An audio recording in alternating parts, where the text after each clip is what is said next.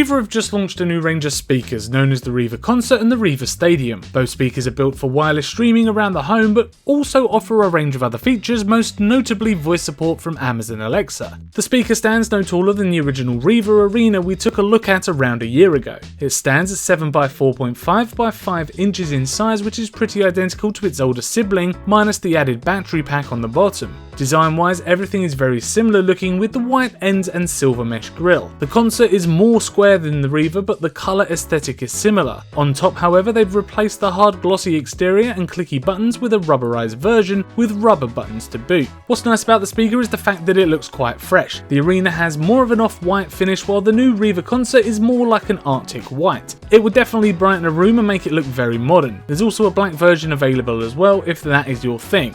I can see the rubberized buttons on top over time could get a bit grubby, not calling you dirty, but natural finger oils could cause some disturbance to the lovely aesthetic. Inside you can find more or less a 360-degree speaker setup. No matter where you are in the room, you will be able to hear audio. The box shows off its drivers down 3 of its 4 sides. The speaker sounds absolutely fantastic and can even handle some bass-centric tracks at higher volume levels without distorting. I've been using it daily for background music in my kitchen, and I must say the amount of detail in my music is really quite special. Even at lower volumes, the Riva Concert manages to push out even the smallest of hi-hat hits. That is absolutely brilliant stuff. Now, setup was a little ropey at first, and now Alexa is built in, it requires a whole new app. The Riva voice app found the speaker pretty much straight away, which made setup fairly painless. Once it was connected to my home Wi-Fi, myself and others connected to the same network could play music from Spotify or directly from the phones. However, trying to use the Riva Concert speaker as part of a home group is impossible. I own both an Arena and a Concert speaker, and they both use different apps, and the Riva Concert cannot be found inside a Google Home either. Amazon Alexa is also part of the Concert speaker, though you need the Alexa app installed on your phone to experience the full benefits. It's a very odd situation, as I would like to be able to play Spotify through all of my Riva speakers at once so I don't lose any music listening time when going from room to room in my house. If I had several Concert speakers, then this would probably be a lot easier, as it could all be done from inside the voice app, or the Riva Concert is so new that it's not compatible with Google Home at the moment. I'm not really sure on a solution. But with all of that in mind, I would definitely still recommend the Riva Concert speaker for your wireless speaker setup needs. It sounds absolutely wonderful with all types of music you throw at it,